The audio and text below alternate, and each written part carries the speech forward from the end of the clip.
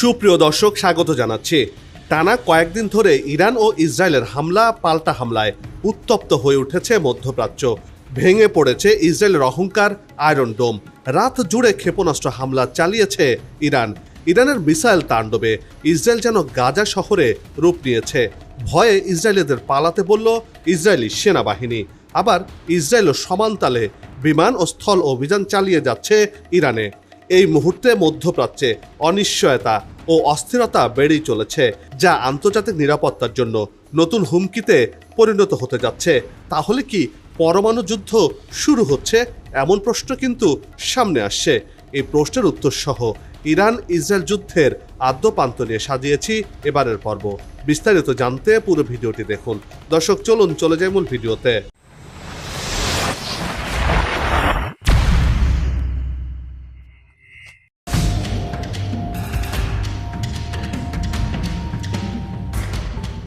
রাত হলেই যেন শত শত মিসাইল ধেয়ে আসতে শুরু করে ইসরায়েলের দিকে। মুহূর্তে ইসরায়েলের আকাশ আগুনের গোলায় পরিণত হয়। অন্ধকার ভেদ করে আগুন জ্বলে ওঠে। ইসরায়েল জুড়ে বাজতে শুরু করে সতর্ক সংকেত, সাইরেন, আর মাইক থেকে ঘোষণা আসছে জীবন বাঁচাতে পালিয়ে যাওয়ার। আর এতেই আতঙ্কিত হয়ে জীবন হাতে নিয়ে দিক বিদিক ছোটাছুটি করছেন ইসরায়েলিরা।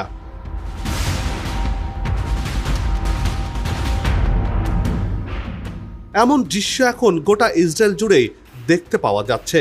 কেননা বিনা উস্কানিতে দখলদার ইসরায়েল ইরানে হামলা চালিয়েছে। এর পরপরই কঠোর প্রতিশোধ নিতে শুরু করেছে ইরান।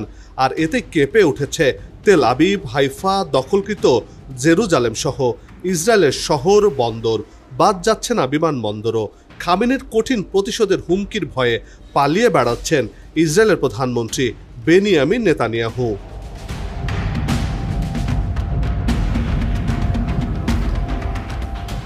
দিনের আলোয় যেখানে প্রাণের সঞ্চার হতো, কিংবা রাত নামলে ঝলমল করে উঠত রং বেরঙের বাতিগুলো, সেখানে এখন শুধুই ধ্বংসের ছাপ।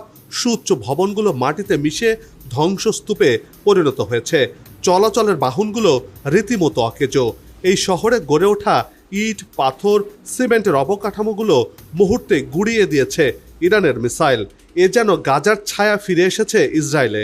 গাজাবাসীকে যে পরিণতির দিকে ঠেলে দিয়েছিল বেনিয়ামিন নেতানিয়াহু, ঠিক একই পরিণতি ভোগ করতে হলো ইসরায়েলিদেরকেও। এ যেন সৃষ্টিকর্তার এক বিশেষ খেলা।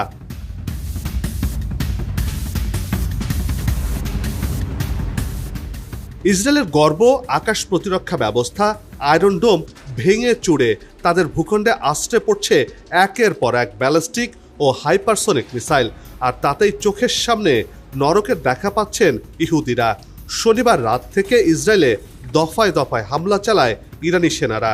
দখলদারদের দক্ষিণ ও উত্তরাঞ্চল সহ গোটা ইসরায়েলেই মিসাইল ও ড্রোন হামলা চালিয়েছে খামেনির বাহিনী।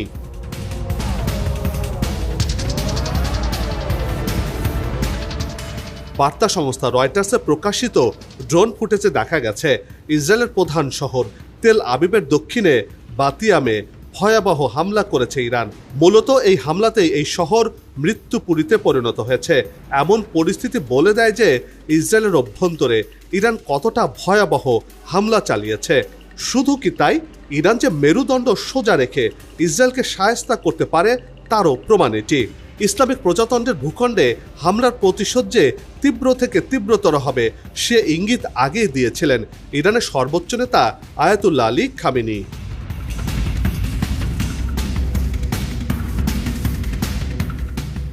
আত্মরক্ষার অংশ হিসেবে ইসরায়েলের বন্দরনগরী হাইফা, তেল আবিব ও নেগেভ বিমান ঘাঁটিতে নবম দফায় অন্তত 30টি ও কারো কারো মতে 50টি হাইপারসনিক ব্যালিস্টিক ক্ষেপণাস্ত্র নিক্ষেপ করেছে ইরান। এতে দাউ দাউ করে জ্বলছে ওইসব এলাকা। ইসরায়েল যেন এখন এক জ্বলন্ত উনুনে রূপান্তরিত হয়েছে। হাইফায় গুরুত্বপূর্ণ পরিশোধন কেন্দ্র, রসায়ন কারখানা ও নৌ ঘাঁটি রয়েছে। অপরদিকে নেগেভ মরুভূমিতে রয়েছে দিমনো পারমাণবিক কেন্দ্র ও গোপন ঘাঁটি। আর কিরিয়াত গাতেতে রয়েছে গুরুত্বপূর্ণ অর্ধপরিবাহী কারখানা, যা দেশটির সামরিক সরঞ্জামে ব্যবহার করা হয়।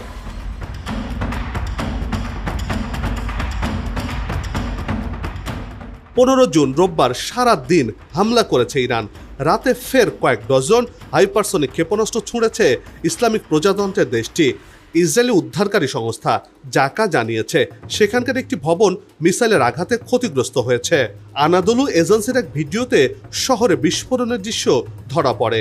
এতে হাইফার আকাশ থেকে ধোঁয়া বের হতে দেখা যায়।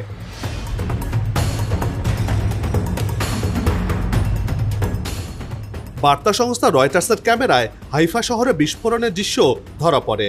বিবিসি এক প্রতিবেদনে বলেছে ইরানের ক্ষেপণাস্ত্রগুলো ইসরায়েলি প্রতিরক্ষা ব্যবস্থার স্তরগুলো ভেদ করে গেছে, যদিও ইসরায়েলি সামরিক বাহিনী এ নিয়ে এখনো কোনো মন্তব্য করেনি। প্রতিবেদনে আরও বলা হয় জেরুজালেম ও তেল আবিবের রাতের আকাশে বিস্ফোরণের শব্দ শোনা যাচ্ছে, কারণ আয়রন ডোম ইরান থেকে আসা ক্ষেপণাস্ত্রগুলোকে প্রতিহত করার চেষ্টা করছে। তবে কিছু ক্ষেত্রে সফল হচ্ছে, বেশিরভাগ ক্ষেত্রে ব্যর্থ হচ্ছে, যার ফলে ইসরায়েল এখন জ্বলন্ত উনুনে পরিণত হয়েছে।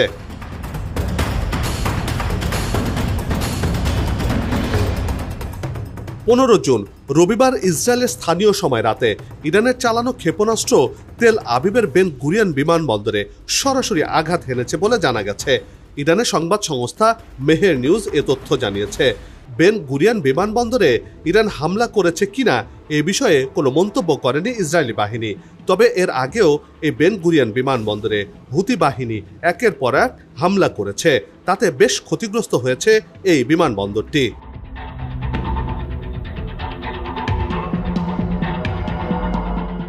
ইরানের ক্ষেপণাস্ত্র হামলার পর ইসরায়েলি হোম ফ্রন্ট কমান্ড ক্ষতিগ্রস্ত এলাকার বাসিন্দাদের জন্য নির্দেশনা জারি করেছে। তাদের আশ্রয় কেন্দ্রে যেতে বলা হয়েছে, কারণ আকাশ প্রতিরক্ষা ব্যবস্থা ইরানের ছোড়া ক্ষেপণাস্ত্রগুলোকে আঘাত করেছে। তবে বাধা দেওয়ার পরও দক্ষিণ গোলান হাটসে আগুন লাগার কথা জানিয়েছে তারা। সশস্ত্র বাহিনীর মুখপাত্র কর্নেল সাইদ বলেছেন, আপাতত দৃষ্টিতে সুরক্ষিত বাংকার বা আন্ডারগ্রাউন্ড শেল্টারও আর নিরাপত্তার নিশ্চয়তা দিতে পারে না। এ কারণে ইসরায়েলিদেরকে পালিয়ে যেতে বলা হয়েছে বলে একটি সূত্র নিশ্চিত করেছে।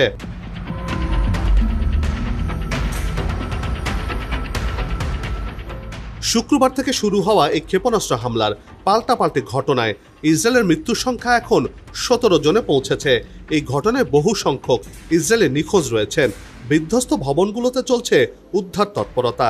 অপরদিকে ইরানের সরকারি মিডিয়া সূত্রে জানা গেছে ইরানে 224 জনের প্রাণহানি হয়েছে, 1,500-এরও বেশি মানুষ আহত হয়েছেন। এদের বেশিরভাগই শিশু এবং মহিলা। তীব্র শক্তি নিয়ে ইসরায়েল ক্ষেপণাস্ত্র ও ড্রোন নিয়ে প্রতিশোধমূলক পাল্টা হামলা শুরু করেছে ইরান। দফায় দফায় চলা এই হামলা ঠেকাতে বিশ্বের বিভিন্ন দেশের কাছে সহায়তা চেয়েছে ইসরায়েল, এমন তথ্যই জানিয়েছে ইসরায়েলি সম্প্রচার সংস্থা কান। প্রতিবেদনে বলা হয়েছে ইসরায়েল সরকার আনুষ্ঠানিকভাবে যুক্তরাজ্য ও ফ্রান্স সহ কয়েকটি দেশের কাছে অনুরোধ করেছে তারা যেন ইসরায়েলের দিকে নিক্ষেপ করা ইরানি ড্রোন ও ব্যালিস্টিক ক্ষেপণাস্ত্র প্রতিহত করতে সহায়তা করে।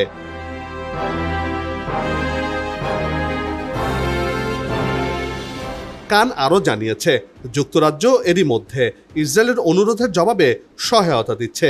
জার্মানির চ্যান্সেলর ফ্রিডরিখ মের্জ জানিয়েছেন ইসরায়েল জার্মানির কাছে দমকল সরঞ্জাম চেয়েছে এবং যা দ্রুতই সরবরাহের কাজ শুরু করা হবে।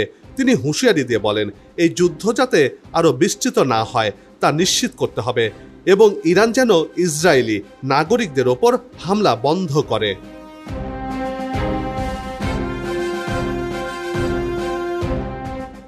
এদিকে ইরানের ক্ষেপণাস্ত্র ঘাঁটিতে হামলা চালাচ্ছে ইসরায়েলি বিমান বাহিনী। ইসরায়েলি সেনাবাহিনী এক বিবৃতিতে জানিয়েছে তারা ইরানের কেন্দ্রীয় অঞ্চলের ভূমি থেকে নিক্ষেপণযোগ্য ক্ষেপণাস্ত্র ঘাঁটিতে আক্রমণ চালাচ্ছে।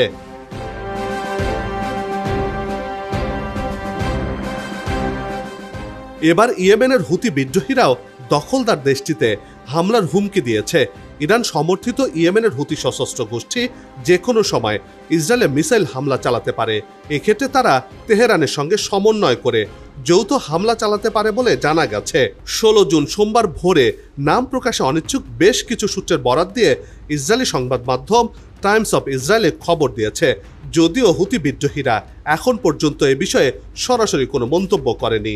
নেতানিয়াহুর সরকারের বিরুদ্ধে প্রতিশোধ নিতে এখন হামাস যদি ইসরায়েলে হামলা চালায় তাহলে বিপদ আরও বড় আকার ধারণ করবে বলেই মনে করছেন সমরবোদ্ধারা। তারা আশঙ্কা করছেন ইরানকে সমর্থন করে হুতি হামাস ইরাকের মিলিশিয়া বাহিনী ইসরায়েলে হামলা করে তাহলে ইসরায়েল নিশ্চিহ্ন হয়ে যেতে পারে বলেই মনে করছেন তারা।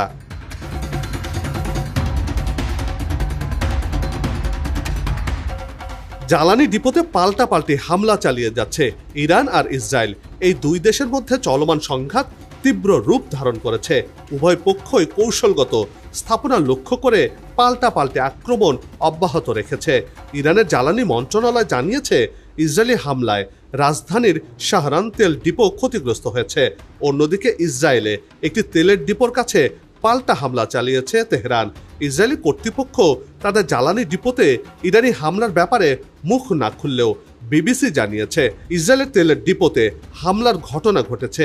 তেহরান থেকে ছোড়া ক্ষেপণাস্ত্রের আঘাতে ইসরায়েলের হাইফা তেল শোধনাগারের কাছে আগুন জ্বলছে বলে জানিয়েছে বিবিসি।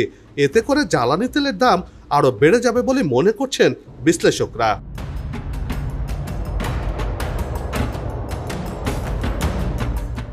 অন্যদিকে ইসরায়েল ইরানের পারমাণবিক কর্মসূচির বিষয়ে গভীর উদ্বেগ প্রকাশ করা হচ্ছে। ইস্পাহানে ইরানের পারমাণবিক স্থাপনায় ইসরায়েলের হামলা এই ঝুঁকির মাত্রাকে বাড়িয়ে দিয়েছে। যদি ইসরায়েল ইরানের পারমাণবিক স্থাপনাগুলোতে বড় ধরনের হামলা চালায় তাহলে ইরান তার পারমাণবিক অস্ত্র তৈরির প্রচেষ্টাকে আরও দ্রুত এগিয়ে নিতে পারে, যা আঞ্চলিক এবং বৈশ্বিক নিরাপত্তার জন্য মারাত্মক হুমকি। বিশেষজ্ঞরা আশঙ্কা করছেন ইসরায়েল ব্যর্থ হলে ইরানকে পারমাণবিক অস্ত্র তৈরিতে আরও উদ্বুদ্ধ করতে পারে, আর তখন যুদ্ধ নতুন করে মোড় নিতে পারে। এমনকি এই যুদ্ধে পরমাণু অস্ত্রের ব্যবহারও দেখা যেতে পারে বলে মনে করছেন অনেক বিশ্লেষক।